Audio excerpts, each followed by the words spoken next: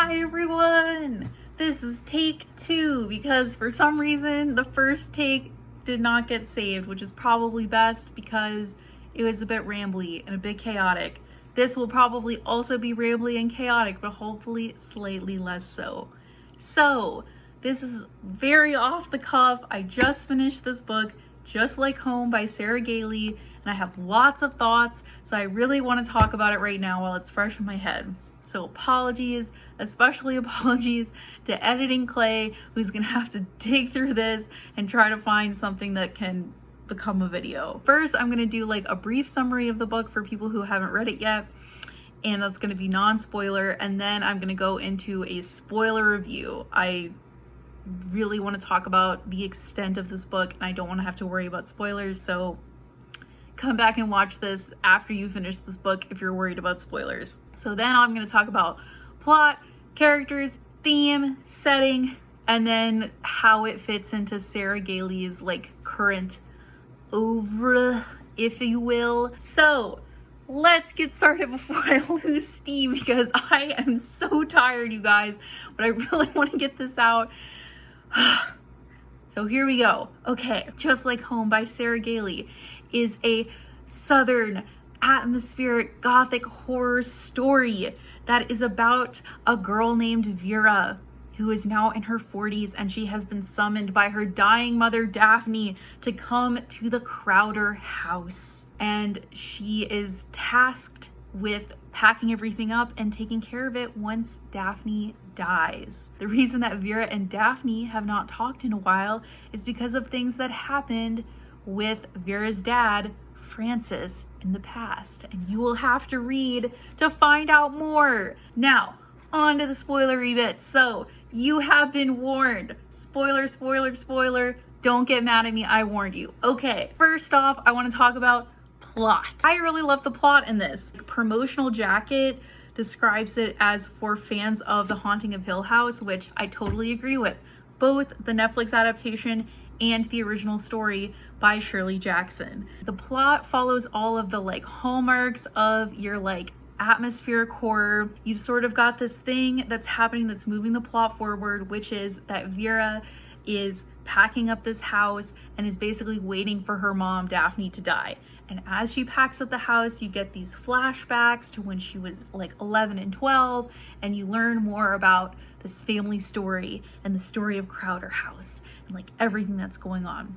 But at the same time, you get these sort of like slice of life horror moments where a character, for instance, Vera, is trying to go to sleep, but all of a sudden she hears this weird sloshing noise and she hears these weird voices, and then she sees the shadow, and then all of a sudden something's like tearing her blanket off of her bed, and then she looks and there's nothing there, and she's like, am I going crazy? Is this house haunted? What is going on? And that is what I love about your good old atmospheric Gothic horror, is that you never know if it's in your head or if it's stuff that's going on that's supernatural. I think it's great, and that is one of the big reasons why I think it is comparable to Netflix's The Haunting of Hill House and to the Shirley Jackson original Haunting of Hill House.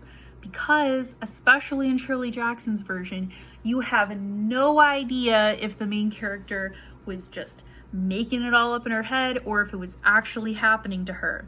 Even at the end, when, spoilers for The Haunting of Hill House, the main character drives into a tree, you have no idea if the main character was just struggling so much with stuff going on in her head that she just, you know, ended her own life, or if it was the house being like, I'm not done with you, and not letting her leave.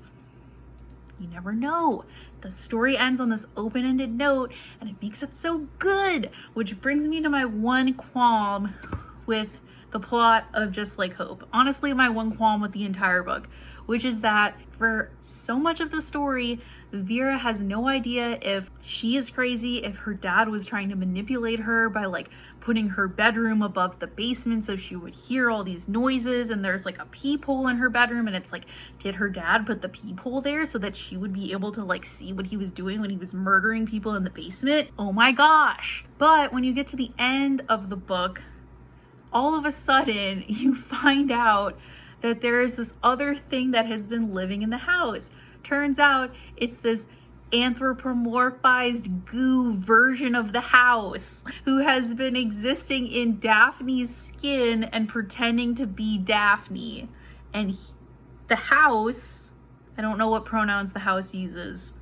The house has summoned Vera there. Like, it wasn't even Daphne, it was the house. So then the house, as this like goo monster, helps Vera fight off James, who is this true crime enthusiast that has come and is like apparently bought the house from Daphne. Anyway, so Vera and the house fight James off, and then the story ends with Vera having murdered James and like hugging the house and being like, this is where I truly belong, which is a great ending, which we will get back to later.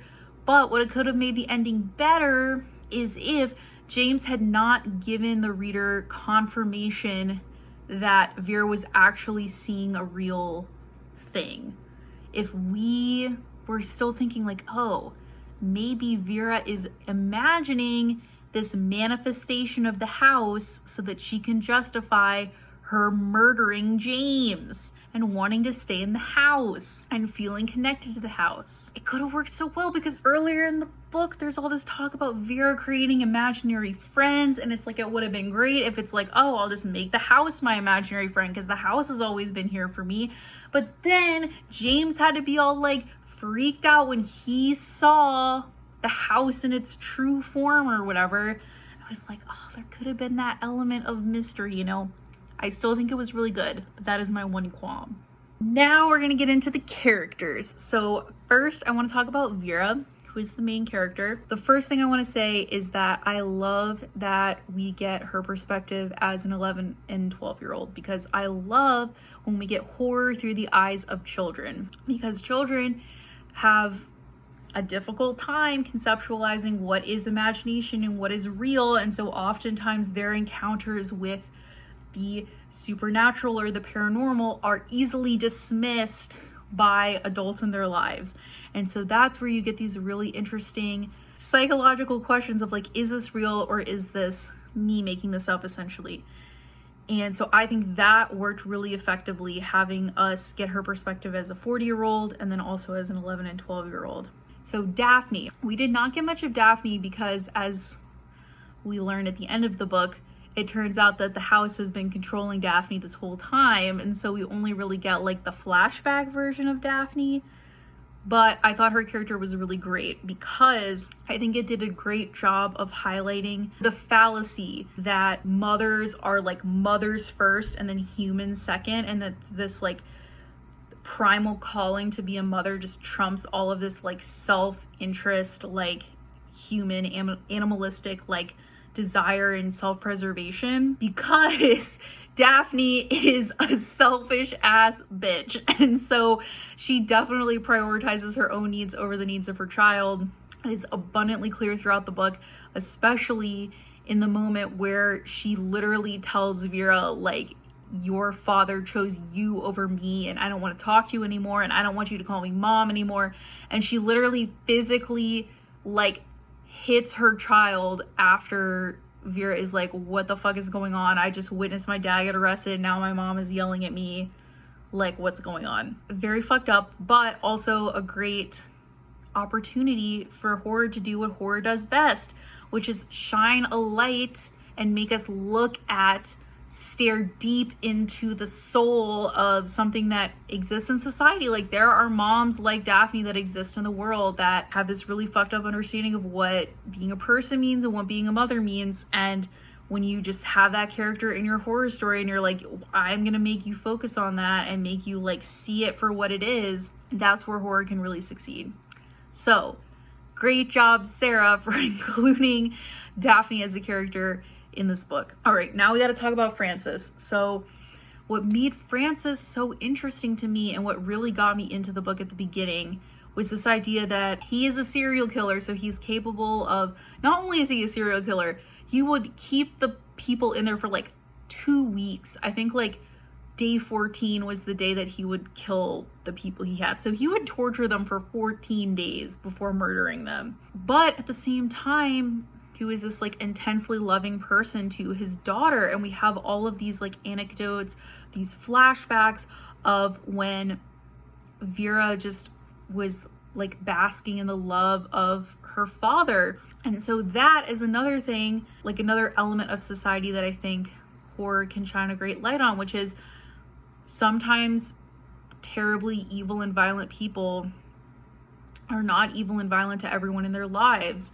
and that Francis could be this like terribly murderous monster and also like be a loving father, like in his own way, like, which is something that will come up when we talk about theme. But just the idea that like, yes, he does love his daughter, but you also get bits of like his troubled psyche sort of like getting into this love, where he sort of explains to Vera, for instance, that all men are like filled with this like ooze and poison, and like it needs to like be removed and they need to be cured, and like she needs to stay away from them so that she doesn't catch it, and which eventually leads her to thinking that this boy that she knows, Brandon, her friend, is starting to get this like ooze and that she needs to drain it, so she stabs him in the stomach with a knife and then realizes that she was wrong and goes to get her dad. Yeah, so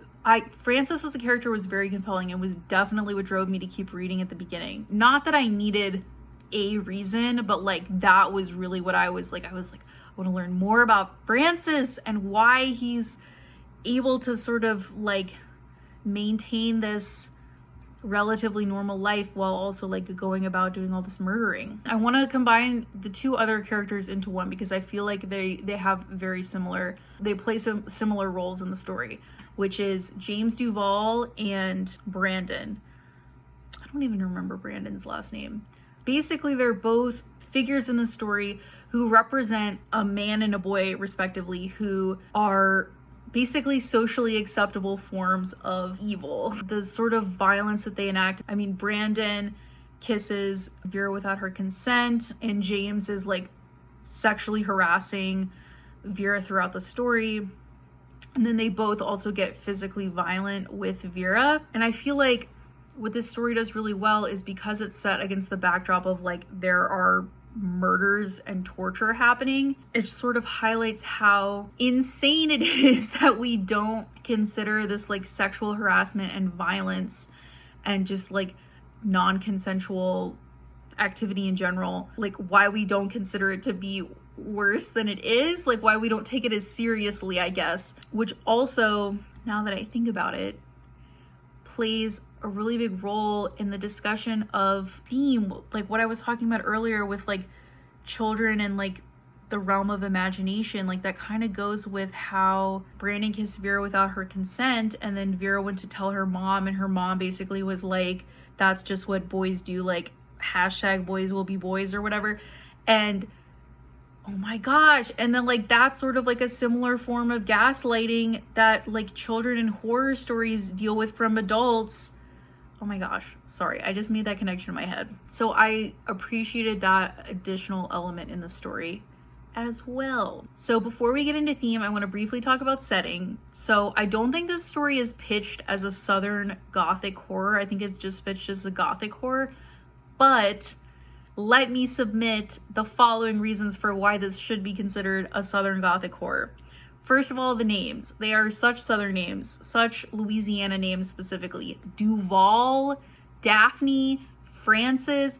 I mean, those could be names out of a Tennessee Williams play. Seriously. That is my first piece of evidence. My second piece of evidence is additional notes about the setting. The fact that it's super hot and humid, there are cicadas. I'm like, you are literally just describing like the southern United States in the summer. And the reason that I think it's important to add southern to like the Gothic horror subgenre is because Southern Gothic horror specifically elevates what's already there with Gothic horror. Like what makes Gothic horror so compelling is this idea that like all of this death and decay is revealing what was wrong with previous generations and previous eras, and how that sticking around is just causing all of this like to seep into our societies. Like that's why like the haunted house story is so compelling, because that's usually like from some previous generation, some terrible thing has happened, and that's what's causing the haunting to happen today. Usually it's like a Victorian mansion or whatever, and so like it's literally supposed to be like going from that era to the modern day. So when you add Southern to it, you also have that element of like, you have like big plantations, and then you have the death and decay that is sort of present in all Gothic stories, but with this additional layer of like slavery and all of the horrible institutional things that have happened in this specific geographic region that just adds so much depth to that genre. This is not set in a plantation or anything, but I think the fact that having it situated in the South specifically adds elements to the story. It adds elements to the family aspect of the story, I think, because it very much reads like middle-class Southern family. It also adds to the sort of serial killer / true crime aspect of the story. For instance, the podcast S-Town, that's about Shittown, Alabama. So you have sort of this true crime frenzy of like a bunch of people have descended upon this town of like Shittown, Alabama. And you have these people who are in the podcast, in the narrative of the story, like very much considered to be the villain, but they are profiting off of a lot of the like increased tourism that's happening in the city or the town. And I feel like that picks up on the theme of like the true crime enthusiasts that are coming, and Daphne is sort of just like taking their money and charging and like turning the house into a tourist attraction, and like not considering the role that she played, what happened, and like what it means for her as someone who is like complicit in what was happening, like making money off of, yeah, it's just lots of complicated layers. All this is to say, is a really long rambly thing, that I think that this should be considered Southern Gothic horror, and that it's important to add the Southern label to it because of how it has worked traditionally in like the horror subgenre, but also of like how true crime sort of fits into like Gothic horror as an idea. You know what it reminds me of, honestly? Resident Evil 7. Like, you could argue that Resident Evil 7 is a Southern Gothic horror. I feel like that's a different video. I'm gonna make that bold claim and move on and just leave you all to sit with that. Let's talk about theme. So the big theme in this story is love, especially because the acknowledgments at the back of the book basically have a whole heart-to-heart with the reader, which is, don't ever think that a relationship, like love for a monster, is your only option. Like you deserve and are capable of loving someone so much better than that. And in terms of who is the monster in this story, I mean, who is it? Everyone is terrible, just to varying degrees. Vera ends up being a murderer by the end of the book, and decides that she likes it, so she's definitely going to become a serial killer.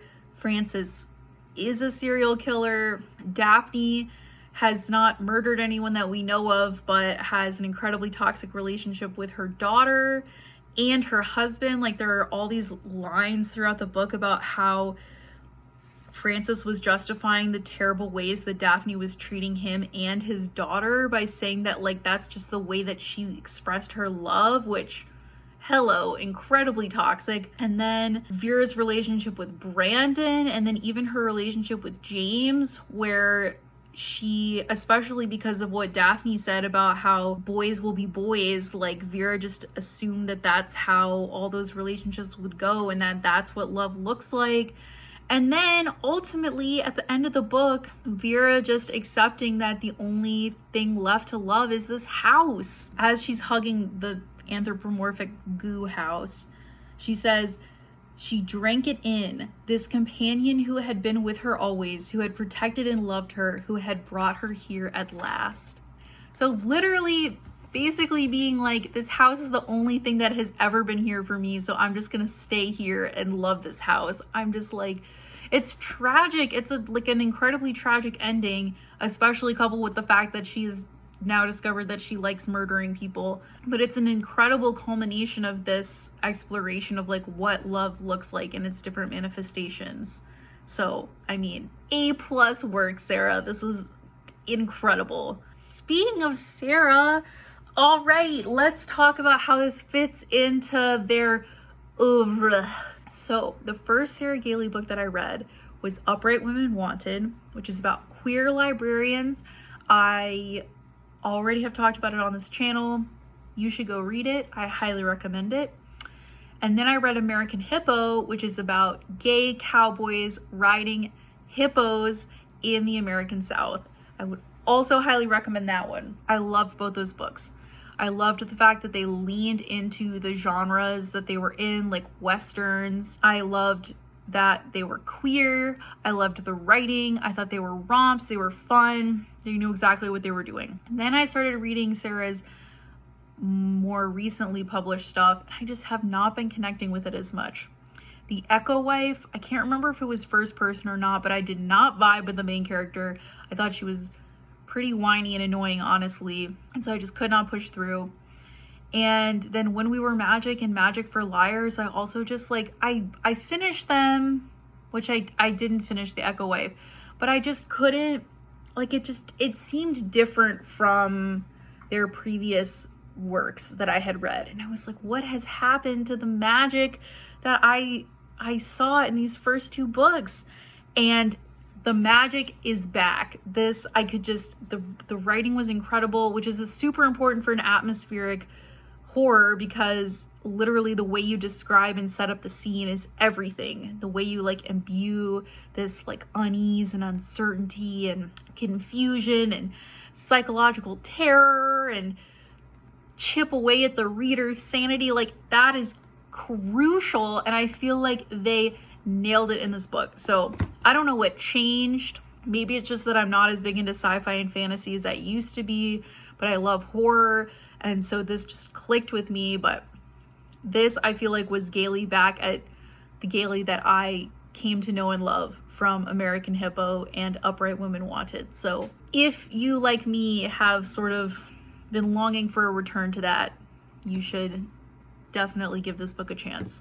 All right, I'm gonna go ahead and wrap up with some final thoughts. So, Just Like Home by Sarah Gailey is a very compelling and enthralling Southern Gothic atmospheric horror story that takes place in a haunted house called Crowder House, and it discusses themes of love, identity, and belonging. It has some great twists and turns that are well laid out in advance, so it's not something that you'll necessarily see coming, but it's also not something that's like completely out of left field. I guess those are my final thoughts on Just Like Home by Sarah Gailey. I would highly recommend that you go pick it up. Anyway, thank you for sitting through this chaotic mess of a video. Hopefully Editing Clay was able to turn this into something watchable. Hopefully I will see you in the next, hopefully less chaotic one. Bye.